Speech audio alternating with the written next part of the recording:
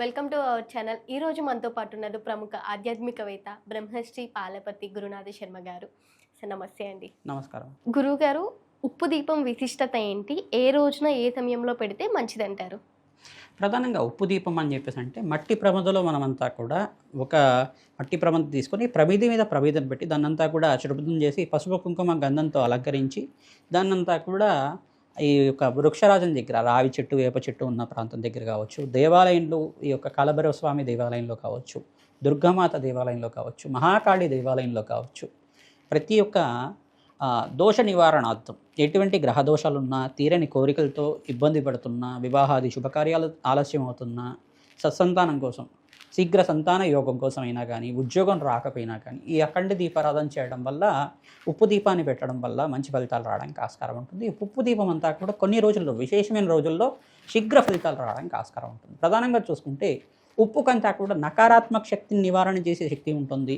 సముద్రంలో ఏంటిదంటే ప్రధానంగా క్షీరసాగర మదన నుంచి మహాలక్ష్మీదేవి ఏ రకంగా ఆవిర్భావం జరిగిందో ఆ క్షీరసాగర మదన నుంచే ఉప్పు కూడా వచ్చింది. సముద్రం నుంచే కదా ఉప్పు వచ్చేది. తద్వారా ఏంటిదంటే ఉప్పుకి మహాలక్ష్మీదేవికి అవినాభావ సంబంధం ఉంటుంది. తద్వారా ఏంటిదంటే ఉప్పు అంతా కూడా లక్ష్మీ స్వరూపంగా అందుకని చెప్పేసి ఒక తమలపాకు మీద కానీ, రావి ఆకు మీద అయినా కానీ ఈ అఖండ దీపారాధన పెట్టి దాంట్లో నువ్వుల నూనెతో కానీ, ఆవ నూనెతో కానీ, ఇప్ప నూనెతో కానీ దీపారాధన చేయడం వల్ల, విశేషమైన తిథుల్లో చేయడం వల్ల, ప్రధానంగా అష్టమి, నవమి తిథి మరియు దశమి, ఏకాదశి, పౌర్ణమి, అమావాస్య వేళల్లో అయితే అఖండ రెట్లు ఫలితం వస్తుంది.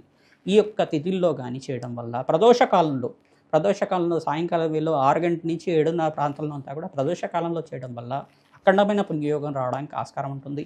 సూర్యోదయం కాలంలో ప్రాతకాలం నుంచి 11:30 ప్రాంతంలో అంతా కూడా ఈ దీపారాధన చేసి అక్కడంతా కూడా వృక్షరాజం దగ్గర కావచ్చు, దేవాలయం ప్రాంగణంలో కావచ్చు, కాలభైరవ స్వామి దేవాలయంలో కావచ్చు, దుర్గామాత దేవాలయంలో కావచ్చు, మహాలక్ష్మి దేవాలయంలో కావచ్చు, మహాకాళి దేవాలయంలో కావచ్చు, హనుమత్ దేవాలయంలో అయినా కావచ్చు, మీరు క్రమం తప్పకుండా కొన్ని రోజులు ఈ రకంగా చేస్తామని చెప్పేసి అని ఒక మొక్కుబడితో చేయడం వల్ల ఈ యొక్క కోరిక నెరవేరడానికి ఆస్కారం ఉంటుంది. ఖడ్గమాల స్తోత్రాన్ని పఠనం చేసుకోవడం, మహాలక్ష్మి అష్టకాన్ని పఠనం చేసుకోవడం, దత్తాత్రేయ స్వామి అష్టోత్తర నామాలతోటి అక్కడ పూజ చేసుకోవడం, బెల్లము నువ్వులు కలిపిన చిమిలి అంటారు, అదంతా కూడా ఆ వృక్షం దగ్గరంతా కూడా చీమలకి ఆహారం వచ్చే విధంగా అక్కడ నివేదన చేయడం వల్ల జాతకరీత్యా ఉన్న సకల గ్రహదోష నివారణ అవుతుంది. ప్రధానంగా శనీశ్వర దోష నివారణ అవుతుంది. అపముచ్చ దోషాలంతా కూడా తీరడానికి ఆస్కారం ఉంటుంది.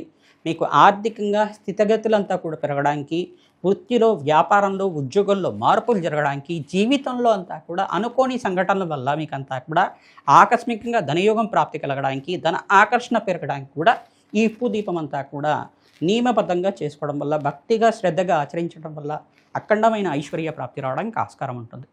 ప్రతినిత్యం కూడా ఈ ఉప్పు దీపాన్ని ఒక వారం రోజులు కావచ్చు, 27 రోజులు కావచ్చు, 48 రోజులు కావచ్చు, లేదు 108 రోజులు కావచ్చు, ప్రతినిత్యం కూడా ఉప్పు దీపాన్ని రావి చెట్టు దగ్గర పెట్టడం, అక్కడ దీపారాధన చేయడం, వృక్షరాజానికి ప్రదక్షిణం చేసుకోవడం, అనుకున్న విధంగా పూజ చేసుకోవడం, ఆ చిమ్మిలి బెల్లాన్నంతా కూడా నివేదన చేయడం, కొద్దిగా నివేదన చేసుకున్న ప్రసాదాన్ని స్వీకరించడం, ఆ రకంగా మళ్ళీ ఇంటికి రావడం, ఈ రకంగా చేసుకుంటే క్రమేపీ ఆర్థిక ఇబ్బంది నుంచి బయటపడడానికి ఆస్కారం ఉంటుంది.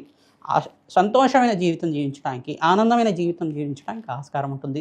ప్రతి నిత్యం కూడా ఈ యొక్క దీపాన్ని వెలిగించడం వల్ల నాకున్న ఎటువంటి కీడు కానీ, చెడు కానీ నివారణ అవ్వాలి అనే మనసులో సంకల్పం చేసుకోవాలి. సంకల్పం ప్రధానమైనది ఎప్పుడైనా కానీ. మనసులో చేసుకున్న సంకల్పం అనేది చాలా విశిష్టత ఉంటుంది. దానికంతా కూడా ఎటువంటి సంకల్పంతో మనం ఈ ఉప్పు దీపాన్ని పెడుతున్నాం అనేది నియమబద్ధంగా చేసుకోవడం వల్ల, నియమాలు పాటించడం వల్ల, స్త్రీలకి కొన్ని నియమాలు ఉంటాయి. వాళ్ళకి ఇబ్బంది వచ్చినప్పుడు 5 రోజు దాటిన తర్వాత 6వ రోజు నుంచి మళ్ళీ కంటిన్యూషన్గా చేసుకోవచ్చు. అది నియమాలు అనేది పాటించడం వల్ల, భక్తిగా శ్రద్ధగా చేసుకోవడం వల్ల, విశ్వాసంతో, భక్తి విశ్వాసాలతోటి ఈ యొక్క ఉప్పు దీపాన్ని పెట్టడం వల్ల అఖండమైన పుణ్యప్రాప్తి కలుగుతుంది. ఉప్పు మీద ఉప్పు దీపం ప్రధానంగా ఒక పళ్ళెంలో, రావి పళ్ళల్లో కావచ్చు, ఇత్తడి పళ్ళల్లో కావచ్చు, మళ్ళీ స్టీల్ కానీ ప్లేట్లు కానీ ఇవన్నీ వాడకూడదు. లేదు పేపర్ ప్లేట్లు అయితే విస్తరాకు అయితే ఇంకా మంచిది. పేపర్ ప్లేట్లు కూడా వాడకూడదు, విస్తరాకు వాడవచ్చు కావాలంటే. కానీ ఈ యొక్క ఇత్తడి ప్లేట్ కానీ, రాగి ప్లేట్ కానీ వాడచ్చు. ఈ యొక్క స్టీల్ కానీ ఇవన్నీ వాడకూడదు అన్నమాట. ఈ యొక్క ఉప్పు దీపాన్ని ఆరాధన చేసుకోవడం వల్ల కోటి రెట్టు పుణ్యప్రాప్తి కలుగుతుంది. సకల గ్రహదోష నివారణ అవ్వడానికి ఆస్కారం ఉంటుంది. అదృష్టయోగం సిద్ధిస్తుంది. ధనాకర్షణ పెరగడానికి ఆస్కారం ఉంటుంది. మీకు ఎటువంటి కోరికతోటి ఉప్పు దీపాన్ని నిత్యమంతా కూడా భగవంతుడి నివేదన చేస్తున్నారో మీకంతా కూడా ఆ కోరిక శీఘ్రంగా నెరవేరడానికి ఆస్కారం ఉంటుంది. జగన్మాత అనుగ్రహం వల్ల మీకంతా కూడా అష్టైశ్వర్య యోగం సిద్ధిస్తుంది. ధన ధాన్యాది సమృద్ధి కలుగుతుంది, విదేశీయాన యోగం పడుతుంది, మళ్ళీ వ్యాపారంలో అఖండ లాభాలు, దినదిన ప్రబద్ధమానంగా ఎదగడానికి ఆస్కారం ఉంటుంది, అదృష్ట యోగం సిద్ధి రావడానికి ఆస్కారం ఉంటుంది. శ్రీమాత్రే నమః. చాలా చక్కగా ధర్మ సందేహాలన్నీ వివరించారు గురువుగారు. ధన్యవాదాలు. నమస్కారం, ధన్యవాదాలు.